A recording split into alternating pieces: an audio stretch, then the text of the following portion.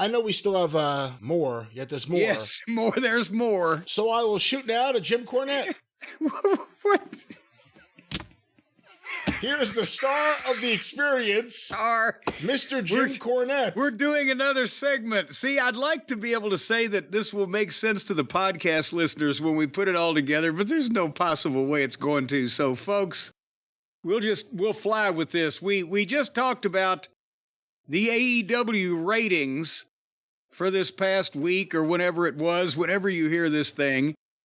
And there was something on Twitter, and I'm not understanding it. Toni Storm did an interview. Yeah, let me pull this up because this was being sent to me earlier today as we are recording. Because this is obviously one of these, she's in character with Ben Mankiewicz or whatever. This is not like a legitimate statement. Yeah, she's not with Ben Mankiewicz. She's in Japan for We Are Stardom. Well, but I mean, she's in character. She's delusional over there, like she's delusional over here on the screen, on the silver screen. Well, yeah, I think she's fallen in love with the performance, and she's certainly committed to it. And let's go to this audio now. Stop it whenever you want to say something. Oh boy! To make a long story short, I once had a 3-month love affair with Stan Hansen. And on our last night together, as my back was dripping with what turned out to be chewing tobacco, he turned to me and he gave me some advice. He said, when you're in Japan, you are a foreigner. But when they step into the ring with you... She's making a face and looking at her opponent, whoever that may be. Uh-huh. They are in your country. Oh. Then, he gave me a lariat, but not with his arm. No. Mayo Iwatani. Let me stop it there. You know, it's things you wouldn't necessarily hear on. Well, yeah, I guess you could hear it on American wrestling TV. Well, there was no profanity involved. It was all the theater of the mind. You know, how could I not like her if she's making Stan Hansen affair jokes? Again, for the people of Japan, especially the wrestling press and the wrestling conscious public of Japan, and again, like the United States, there was a lot more of them 30 or 40 years ago than there is right now. Everybody knows who Stan Hansen is. He was the most revered foreigner in all, I guess, in history, right? For his longevity. He had more tours than anybody. Yeah.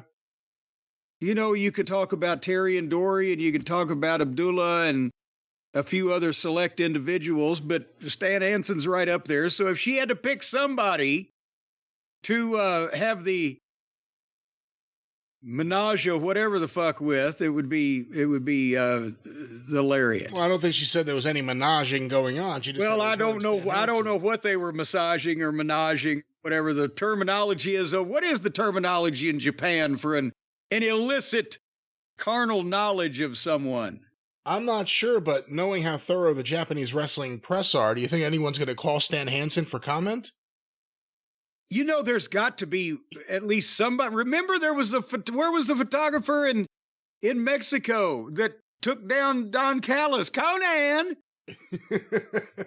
He believed an angle, right? If the guy was there as a photographer and took down the heel manager, there's got to be somebody over in Japan who's like, oh shit, we better verify this before we. And I don't know if Stan's still married. I don't know if that phone call would be well received at the Hansen household. And Mrs. Hansen says, we can't get your husband any comments on Toni Storm saying she had a 3-month love affair with him. In Japan, where you weren't. And then she'll think, he'll come home. Were you screwing around with Tony Rose?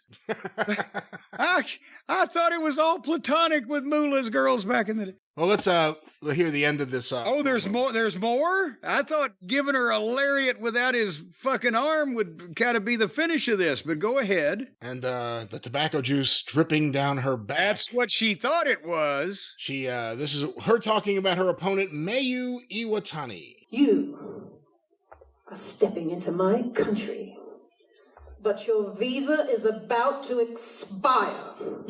I will leave you the same way I did 5 years ago, questioning your life choices. Godzilla doesn't have my thighs. Mothra doesn't have my flaps. Oh my God. And when I am IWGP Women's Champion, Japan will crumble at my feet. So, my son,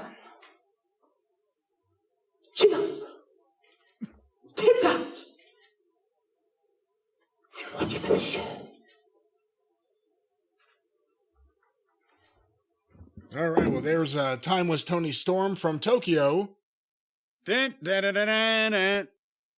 Well, she knows how to get over there. She didn't even just mention Godzilla. She mentioned Mothra, too. At Hansen, Godzilla, and Mothra, she hit the big three, the trilogy of Japanese pop culture. And again, I'm wondering, and see, I don't know, maybe I'm, just clueless, but does the whole Sunset Boulevard, black and white, old movie, Turner Classic movie thing, does that translate in Japan, or do they know what the fuck is going on with this? Well, this is on their Or would Twitter. they be in on it? Well, this is on their Twitter. Again, it's in English. When she is shown at the table at the press conference, it's in black and white. Her opponent, who's on the other side of the man holding the microphone in between them, she's in color. Well, no, I'm not doubting that. What I'm saying is that they're presenting it that way. What I'm saying is, does the average Japanese wrestling fan or viewer in general of this, thing, do they get the American fascination with the classic movies and the Sunset Boulevard and Gloria Swanson and what she's doing here? All About Eve, whatever movie they're stealing from. There's probably an audience that does, but a lot of other people just think she's a wacky white woman. Well, see, there you go, because we've got, these 5 foot tall Japanese pixies dressed up like Barbara Eden and I Dream of Jeannie, and we're going, what the fuck is going on here? We have no right to complain. We sent them something from 20 years earlier in black and white. Yeah, so I'm thinking, do they think the same thing? Like, what the fuck is this? What is happening here? I don't know. Wait till Vince ends up running and ending up in Japan, and they take pictures of him and like, oh, look, another guy looking like a 1940s movie star. Do the Japanese have any concept of Snidely Whiplash? See, Snidely Whiplash had like a Raleigh Fingers kind of thing going, didn't he? Well, help me with Raleigh Fingers. Well, the mustache, I know he plays baseball. The mustache curled out. It wasn't just like a little. Yeah, Clark Gable. Well, I'm thinking Ernie Kovacs then. Ernie Kovacs works, yeah. Ernie Kovacs. Do the Japanese people, they have an affinity for Ernie Kovacs and his brand of 50s wacky, innovative television comedy? I was going to say, at times WWE was like some kind of weird, perverted Ernie Kovacs version of wrestling. When you really think about it. That's true. Maybe Vince was watching Dr. Jerry Graham and Ernie Kovacs. He must have been. Oh, Christ. Well, and Ernie Kovacs would fuck up a car in a heartbeat for a gag, right? For 10 seconds. All right. This has been Stan Hansen Porno Talk. Well, here on The Experience. And I'm worn out. I'm ready for a good night's sleep. Give her credit. Those are good lines. He hit me with a lariat. It wasn't his arm. And good lines, clever lines. I mean, she's obvious. I think Ben Mankiewicz is writing for her. Yeah, I guess the issue is... I forgive me for cutting you off there. I was going to say... Well, that's all right. It hit me on this very professional program that the issue may be having this 3-month torrid love affair, lost in translation style in Japan. I don't know if they have a fine mattress like a Helix sleep over there. Well, because that could have been part of the problem. That's why maybe their relationship didn't work out because, with the weight of Stan Hansen giving you a lariat go over and over again on a mattress that wasn't built for, well, just plus size people. Well, you might have serious issues there.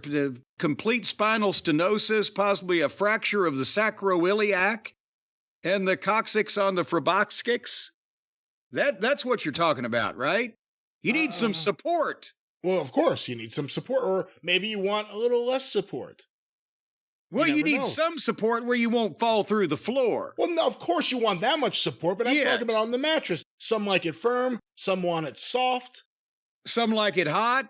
Well, whatever you want, the folks at Helix have got it for you. Our friends over at Helix Sleep, boy, I'll tell you what.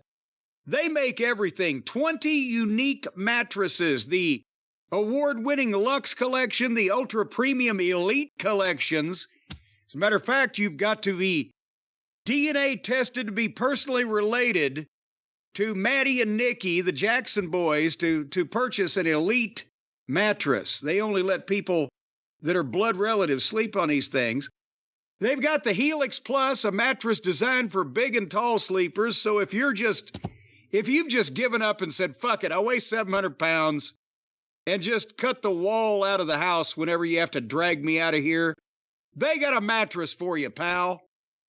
And the Helix Kids mattress that is designed for growing bodies. Now, Brian, you've told me that doesn't mean that when the kids sleep on the mattress, it will cause them to grow abnormally large. Is that correct? It's not actually designed for growing bodies. It's designed to be there to support the bodies that grow as bodies naturally grow with time here in the ecosystem on Earth. So that's just then they've got fertilizer in them, but it's a natural kind. No, there's no fertilizer. There are no chemicals. There are no fertilizers. Nothing with manure. None of this. Well, if it's for kids, every once in a while there's probably going to be some manure. Well, no. Again, let's talk about for the growing body. Well, yes, these mattresses are designed to help grow the bodies of your children. No, in every direction, no. But they won't get too big, is what you're saying. They don't do anything to change the size of your children. They are there to support your children as they grow, and as their minds grow, and they need a lot of rest on a comfortable mattress, they can get it from Helix Sleep. Well, talking about their minds, I can get them a couple free pillows, too, so that'll work out for their heads also. Do their heads grow larger? Oh, my God. Well, it's a children's pillow. But nevertheless, folks, no matter what kind of mattress you want, they've got a 100-night trial period. They've got 10 to 15-year warranties on these bad boys, and they come direct delivered to your home in a box that you can just open up and poof, there it becomes. Right there in your bedroom or wherever you want to put your mattress so that you can sleep or grow your children. But I mentioned the pillows and a discount right now. If you go to helixsleep.com, that's HELIX sleep.com/JCE, you're going to get 25% off all mattresses and 2 free pillows. So I assume you have sheets. If you don't, maybe they can help you. Look around at the website.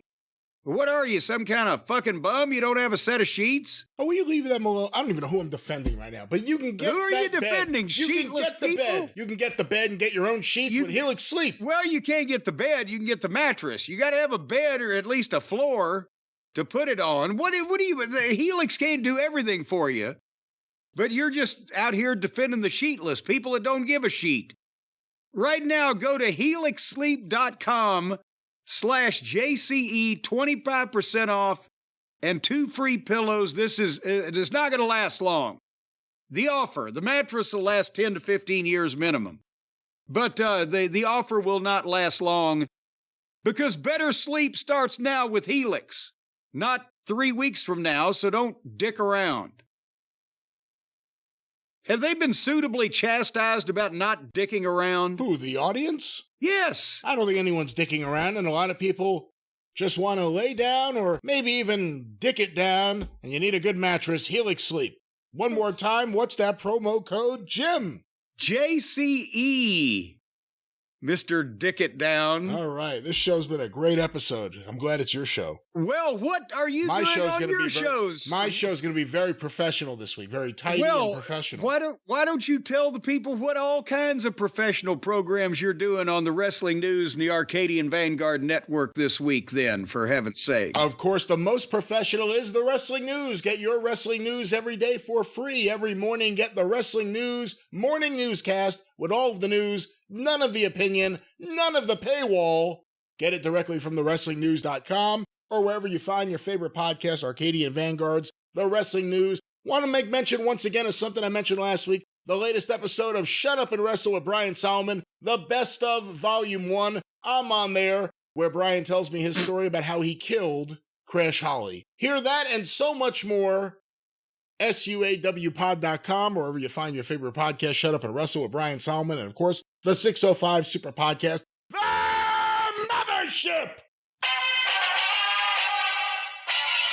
Well, thank you very much. Go through the archive, 605pod.com, available wherever you find your favorite podcast. I promise you we're working on stuff, but there's been a lot of outside of recording things happening lately. But things should be changing soon. The Mothership. Yes. And we've got rid of that whole page there.